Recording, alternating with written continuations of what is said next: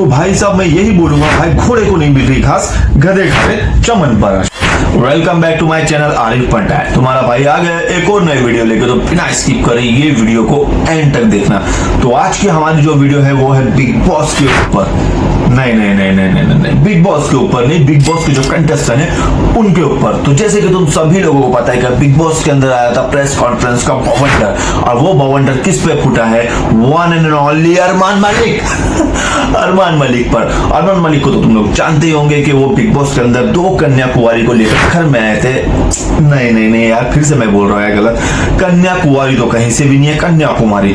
तो एक हफ्ते बाद एक कन्याकुमारी बाहर हो जाती उनको, क्योंकि घर संभालना था, अपने बच्चे संभालने थे, अपना कंट्रोवर्सी संभालनी थी, वो सब तो ठीक है। लेकिन अभी ये सुनने में क्या आ रहा है भाई कि पायल अब जाकर ये वीडियो बना रही है कि वो आपको डिवोर्स देना चाहती है और कृतिका ने उनके इनोसेंस का फायदा उठाया है। ओ भाई साहब, काम ऐसे करोगे तो तुमको फल तो मिलेगा ही।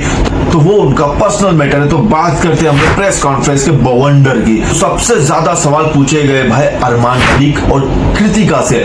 तो ऐसे ऐसे सवाल पूछे गए, लोग लास्ट में हार कर ये कह दिए कि भाई मुझे घर भेज दो। कृतिका रोने लगी, मुझे घर जाना है। अरमान कह रहा है कि मुझे नहीं चाहिए अब ये ट्रॉफी, अब ये ट्रॉफी का क्या करूंगा मैं, मुझे अब घर भेज दो। बिग बॉस ने हमें टारगेट किया है, लोगों ने हमें टारगेट किया है। भाई तुमने टारगेट करने का मौका दिया है, क्योंकि ये समझ रहे थे हम तो भाई बहुत तुर्रम खान है। अरमान मलिक अपने आप को बहुत तुर्रम खान समझ रहे थे कि भाई मैं हूँ बस बिग बॉस का घर का, मैं ही हूँ विनर। भाई वो भले से दूसरों को विनर बताते होंगे, ये विनर है, अपना रणवीर भाई विनर है, मैं उनके हाथ में ट्रॉफी देखना चाहता हूँ। भाई ऐसा कुछ नहीं है। असल में तो इसको चाहिए थे ट्रॉफी के, भाई मुझे चाहिए ट्रॉफी। वो इसी तरह से गेम खेला था, लोगों को नीचा दिखाकर, किसी को ऊपर उठाया नहीं उसने अभी तक, सबको नीचा दिखा के ये ऐसा है, ये अपने डूबते हुए करियर को उठाने आए, जैसे कि तुम लोग देख सकते हो। आपको इस घर में ये कहते सुना गया, सना, नेजी और लवकेश इस घर में अपने डूबते करियर को संवारने आए हैं। तो भाई अरमान मलिक का ये कहना है कि ये लोग अपने डूबते हुए करियर को उठाने यहाँ पर आए हैं। तो भाई तू क्या करने आया? तो ये जो स्टेटमेंट अरमान मलिक ने दिया था, तो उससे कितने लोग सहमत है और कितने लोग को लगता है कि भाई इसने बहुत ही गलत बोला है? तो कमेंट करके तुम्हारे भाई को जरूर बता देना कि आपने सना और विशाल से ये कहा था, इन जैसों को तो मैं काम पर रख सकता हूँ। तो इन जैसों का मतलब ये समझता है कि ये लोग मेरे आगे कुछ भी नहीं है। तो भाई साहब मैं यही बोलूंगा, भाई घोड़े को नहीं मिल रही घास, गधे खाते चमन पर। बात तो सही है। आपको आपके पैसों का बहुत घमंड है, और अगर आपके पास इतना ही पैसा है तो आप इस शो में क्यों आए? तो पहली बात तो मैं यहाँ पैसों के लिए नहीं आया। तो भाई साहब यहाँ पर पैसों के लिए नहीं आए हैं, भाई साहब यहाँ पे आए हैं अपने आप को प्रेजेंट करने के मैं हूँ और मेरी जो 2 कन्याकुमारी। अरे यार फिर से मैं गलत बोल रहा हूँ यार, कन्याकुमारी नहीं, कन्याकुमारी।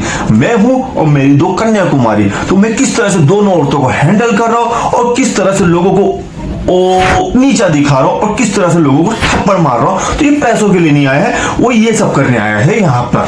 दूसरी बात कोई तो पहली, दूसरी, तीसरी, चौथी, पांचवी हम लोगों को तेरी बात कोई सुननी ही नहीं है, क्योंकि तूने कुछ ऐसा काम ही नहीं किया जो हम लोग तेरी बात सुने। तो कितने लोग सहमत है मुझे कमेंट करके जरूर बता देना। मेरे अंदर भी चढ़ गया अनिल कपूर का बुखार। अरमान, आप लोगों को नैतिकता का पाठ पढ़ाते हैं। आपने कहा कि हम जिस थाली में खाते हैं उसमें छेद नहीं करते।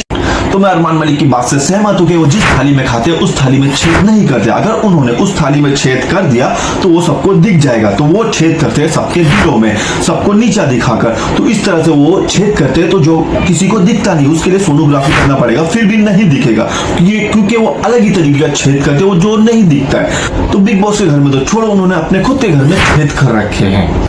तो जब बात हो रही है अरमान मलिक की, तो कृतिका भाभी तो लपेटे में आएगी ही। तो ये देखो, और आपके पास खुद का मुद्दा नहीं होता है कृतिका, की हर बार आप वेट करते हो कि अरमान आपके लिए मुद्दा ढूंढ के लाए। तो कृतिका भाभी के बारे में मैं बता दूं कि उनका गेम क्या है। मैं बता दूं कि उनका गेम कुछ भी नहीं है, वो कहीं पे स्टैंड ही नहीं करती, उनका कोई मुद्दा ही नहीं है, बस चलती गाड़ी में चढ़ जाती है। गुड्डू के बिना वो कुछ भी नहीं है।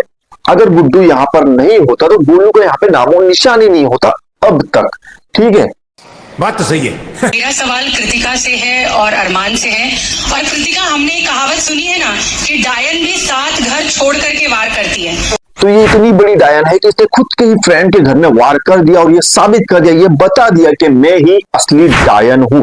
और बेचारी पायल भी करती क्या, उसे तो पता ही नहीं था कि जिसके साथ में मेरी दोस्ती है, जो मेरी फ्रेंड है, जो मुझे बहन बहन बोलती है, वो तो एक बहुत बड़ी डायन है। इनकी ये बात गलत, आप समझिए ना। अरे हम क्यों समझे? हमें जो समझना था हम समझ चुके, जो बिग बॉस को समझना था बिग बॉस समझ चुके, जो प्रेस कॉन्फ्रेंस को समझना था वो समझ चुके, जो बिग बॉस के घर में वो समझ चुके, जो पूरी दुनिया है जो है वो समझ चुके, पायल समझ चुकी है, तो हमें मत समझाओ। शाबाश बेटा, बहुत बढ़िया मुन्ना।